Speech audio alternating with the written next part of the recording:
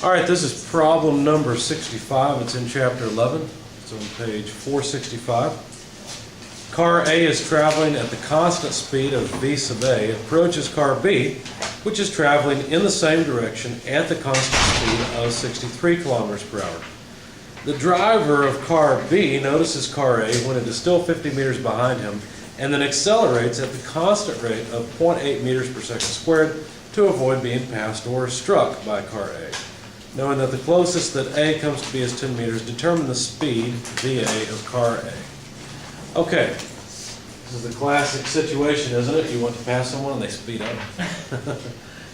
Kind of expected. All right, so let's figure out how much this person needs to speed up so they're not a jerk.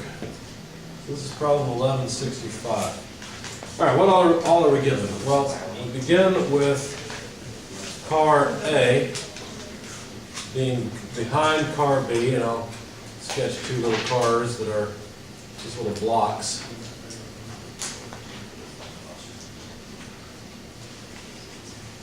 Okay, and they begin at a distance of 50 meters apart. We read that, correct? Let's see, let's make sure. 50 meters, yes. Yeah, 50 meters is how, really that's the beginning of the problem. We don't know the velocity of car A, that's what we want to find, but the velocity of car B initially is 63 kilometers per hour. Now, one of the things I suggest you do is just immediately convert that. If you do that, I didn't do that. How much was it? 17.5. 17 and a half. 17 and a half meters per second. Of course, if we went through the whole problem, we really wouldn't have to convert it. We'd find car A's speed in kilometers per hour, but this is fine. Okay, now we know that the acceleration of car B is 0.8 meters per second squared. And that, if you wanted, you could convert this to kilometers per hour going the other way. It turns out that's 10,368 kilometers per hour squared. But we'll probably work in meters per second for this one, just to make more sense to us, more reasonable. You could convert the distance to, this is 0.05 kilometers, by the way. Okay, now, there's one more piece of information that's given, and knowing exactly what symbol to put with that piece of information may not be obvious. They told us that the minimum distance between car A and car B is 10 meters. Now, how could we write down that information? What kind of symbol could we use?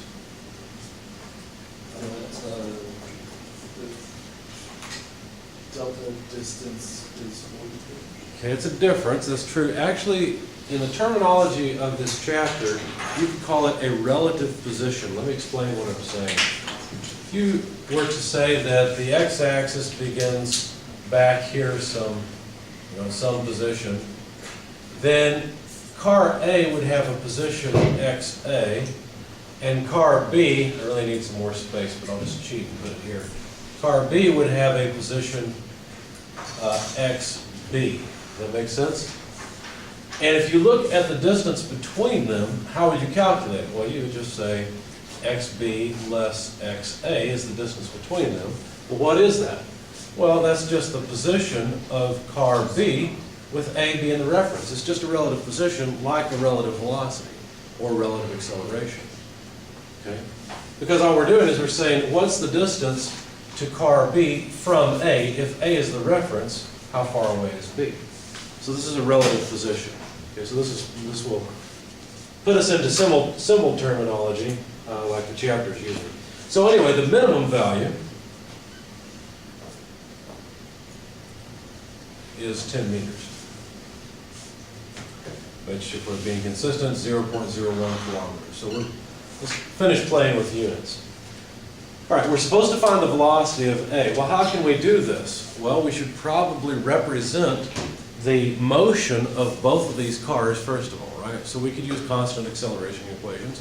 In fact, car A apparently does not accelerate. It moves at a constant speed. So we could talk about its position versus time, or its velocity versus time. Its velocity versus time would just be constant. And so the velocity, let's see, I guess I'll go ahead and work in red. The velocity of car B could be written as the initial velocity of B plus its acceleration times time. In other words, the more time that goes on, the higher the speed of car B. Make sense? It's just a constant acceleration of 0.8 meters per second squared. How would we represent the position of car A, or the velocity, or whatever we want? Well, the position of car A, oh, by the way, before we do that, why don't we continue with B? So if we've represented the velocity of B, how could we represent the position? Well, that's easy. We'll just use a constant acceleration equation. It's the initial position of B plus the initial velocity of B times time plus 1/2 the acceleration of B times time squared. Okay, so both of these equations describe the motion of car B. This one describes its velocity, this one describes its position. Well, we know something about the relative position. Maybe it would be a good idea to describe the position of both B and A. In fact, describing the position of A with respect to time is very easy, right? It's much easier than B because A has no acceleration. In fact, the position of A is just the initial position of A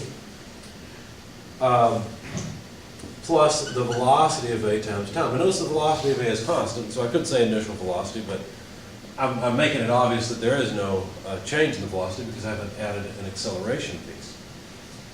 Okay? Now, that's helpful, right? Because this tells us something important. But there's one more thing we need to know. There's one more piece to this puzzle. We know that the velocity of B changes with respect to time. But what happens at the point in time when the cars are 10 meters apart? Is there anything special about the velocity at that point in time?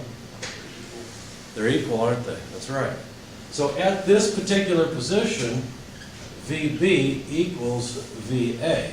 Now this is one particular point in time because what happens is A is moving faster than B, B notices it, B starts to accelerate, A still comes within 10 meters, but then B goes faster, right? So B's velocity at that point increases beyond A's velocity. And that's why 10 meters is the minimum distance between the two. Okay. So what I'd like to do then is simply plug in these two equations, the equation that represents the position of A and the one that represents the position of B, into this equation. I know that at one particular point in time, that difference is 10 meters, or that relative position is 10 meters. And that would allow me to solve for time, right? Because think about it. The time when that happens would be exactly the same for both cars.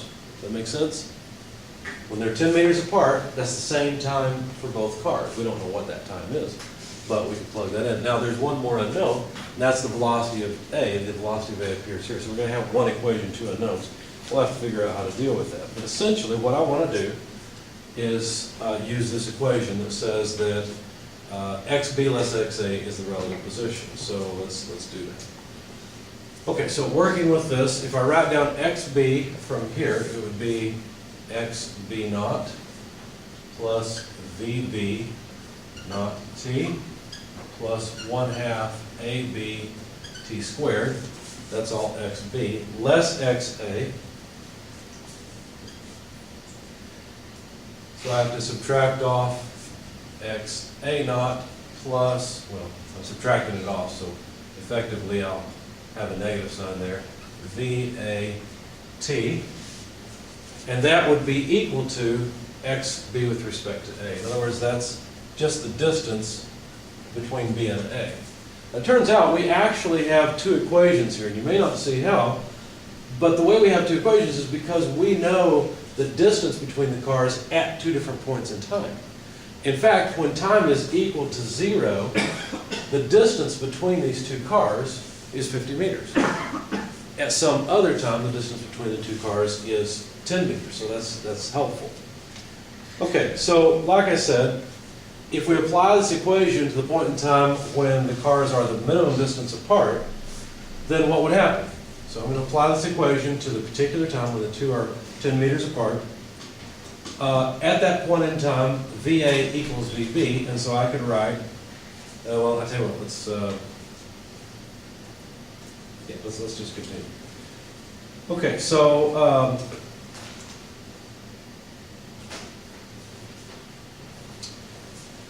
let me think of how I want to do this to make it clear, because I don't want to run out of space. Let's see.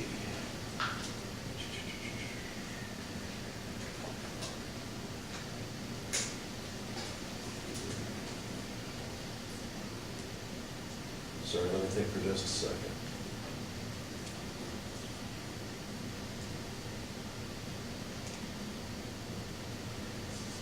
Okay. Let me go a slightly different way.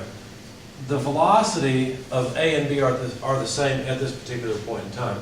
I've already got an equation for the velocity of B. So let me put the position equation aside for just a second and work with the velocity equation. That will help me a little bit. Got to get that done first. So the velocity equation would say that at the point in time when we're at minimum, so at the time when the distance is minimum, I don't like that terminology, but how about if we do this? Time for x, b with respect to a minimum means that VB equals VA equals, let's see, that would be VB naught plus ABT minimum. Okay, let me just use that terminology. These two would be the same thing. Okay, does that make sense? Any questions so far? I'm trying to not be confusing. Okay, so what would that allow me to do? Well, what that will let me do is plug this in right here. Because if I then apply this position equation to the point in time at T-min, when the two cars are the minimum distance apart from each other, I don't know VA, but I could plug in this for VA. Does that make sense? So the two equations I'll end up using is a position equation and a velocity equation. Okay, both of them applied at the time when the cars are the minimum distance apart. So let's see what that does. Now, I didn't want to run out of time, and yet out of space, and yet it looks like I have. So let me take this and just do it this way. Okay. All right, so what does that mean? Well, at T-min, then we'd have x, b naught, and let me combine a couple of terms together. I'm going to move this one over minus x a naught. Why would I do that? Well, because I know the difference between these two at the beginning position, at the initial position, is 50 meters.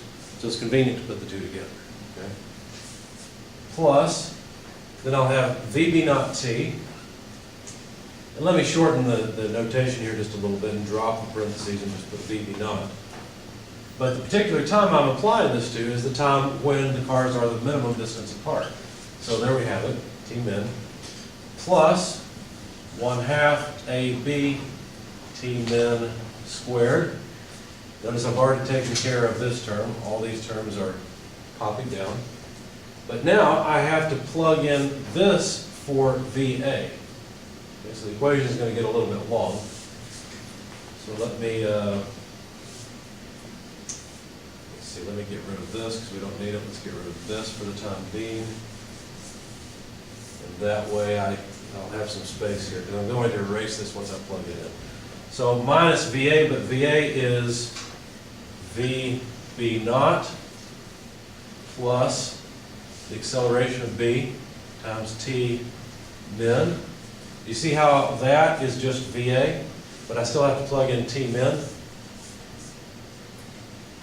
So times T min, and let me cheat just a little bit and take this relative position and move it over to the left-hand side. So x, b with respect to a minimum is equal to all of this. Too much moving, or is it okay? Does it make sense? All I'm doing is rearranging the algebra. I took this and plugged it in for VA. It has a T min in it, but I have to put in the time. I'm applying this equation to the time when the cars are the minimum distance apart, so that becomes T-min. And then I took this piece over to the other side because I ran out of space on the video. Okay? All I'm really doing is putting two equations together. I'm putting the difference between the two positions of the cars together with the equation for the velocity of car B. That's all I'm really doing. Any questions? Okay. And I should be able to get rid of this.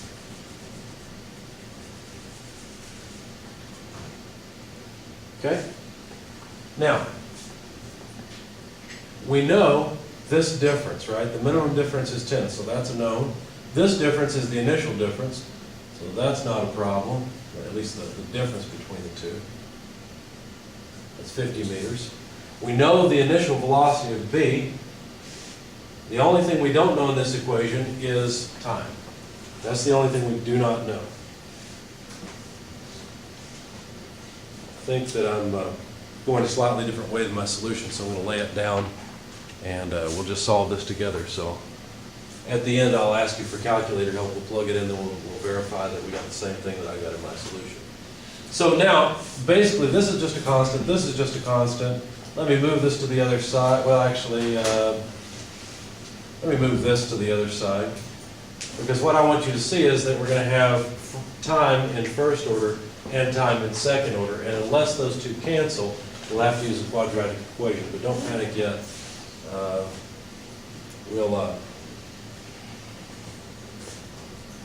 We'll see if we have to use the quadratic. I think that the two squared terms will cancel. So if I move this, let's just leave it over here for now. I'll move this constant term to the other side. So minus xb, and I guess we could say with respect to a initial, because that would be the same thing as this term, just pulled over to the other side. Let's see, and yeah. So then equals VB naught T min. Are we going to end up? Yeah, we'll end up with another one. Actually, let's make this even easier. VB naught T min here will cancel with VB naught T min here, right? Because this is positive and that one's negative. So we can cross off those two terms. And then, well, something's wrong because it looks like everything has dropped out. No, it doesn't drop. Okay, so here's 1/2 AB T min squared, but this is minus 1 AB T min squared. You see how this is half of this one? You guys see that? Okay, so basically what I'll end up with is negative 1/2 acceleration of B T minimum squared. Make sense? Any questions? I see deer in the headlight looks. Please ask questions. Okay. All right, so let's see, make sure I did that right. That's minus 1 of these plus 1/2 of the same thing. So yeah, that should be okay. I move this to the other side, that's okay. All I have to do now is solve for T min. So T min, if I can come over here. T min, let's see, I'll have to invert and multiply essentially. So it would be negative 2 multiplied by xb with respect to A minimum less xb with respect to A initial. Okay, so that takes care of this piece and this. Then I have to divide through by the acceleration of B and then take the square root. That should give me T min. All right, now I think that we're done with this up here, so let me get rid of it.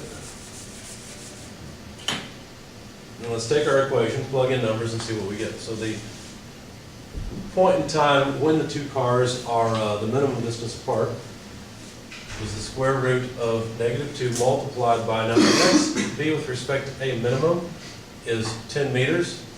X, B with respect to A initial is 50 meters. Both of those have units of meters, so I'll just plug them in that way. The acceleration of B is 0.8 meters per second squared. So it looks like the meters will go away and we'll be left with time in seconds, so that's good. So let's see, this is negative 40 times 2 is 80. Well, it's negative 2, so it's 80. Divided by 0.8. Let's see, the 8's go away since it's divided by 0.1, so that's 100. Square root of 100 is 10, correct? Did I get that right? Yeah. Okay. So 10 seconds, that's the amount of time required before the two cars are at the minimum distance apart. Now, that what they wanted? I don't even remember what they were asking for. Let's see, knowing that the closest A comes to B is 10 meters, determine the speed of car A. All right. Now, is there anything special about this time? We've already mentioned it. What's special about it? That's when they're what? Velocity is equal. Their velocity is equal, right, that's very important, because the equation I erased here, I should have kept, I wasn't thinking ahead. The velocity of B is equal to the initial velocity of B plus the acceleration of B times time. This is true at all times. If I plug in the particular time when the velocities are equal, then I'll get the velocity of A, which is the goal. So the initial velocity of B is 17.5 meters per second. The acceleration of B is 0.8 meters per second squared. The time is 10 seconds. That's the particular time I want to plug in.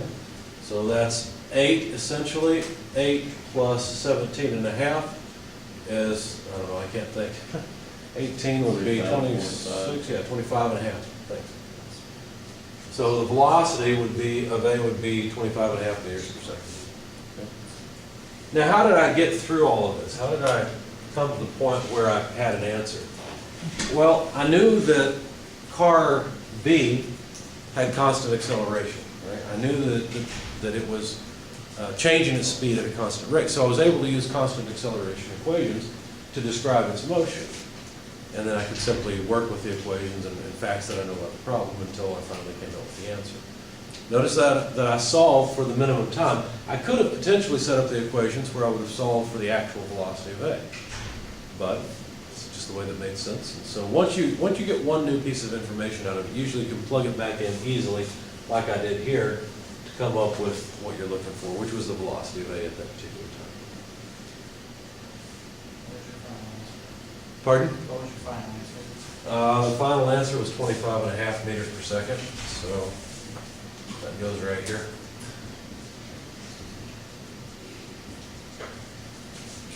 Did I win millionaire? Final answer? I'm trying to figure out if mine's right, adding kilometers now. Well, let's find out. I've solved this before, and the answer I came up with was 91.8 kilometers per hour. I ended up using a quadratic equation somehow in this solution, which is why I chose to do it on the board, because I realized I wouldn't have to. But let's just find out if we did it right. If you were to take this and multiply it by 1 kilometer per 1,000 meters and 3,600 seconds per 1 hour, what do we get?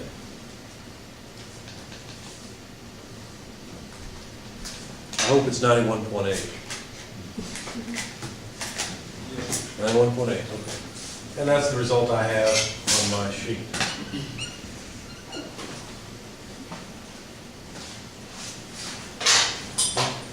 Now, like I said, the solution that I'll post for you, this example problem that I'll post for you, goes through the problem in a slightly different way, and the math is a little bit different, but it's all just a bunch of algebra using the constant acceleration equations. So this way you see two different methods of solving it. Questions, comments?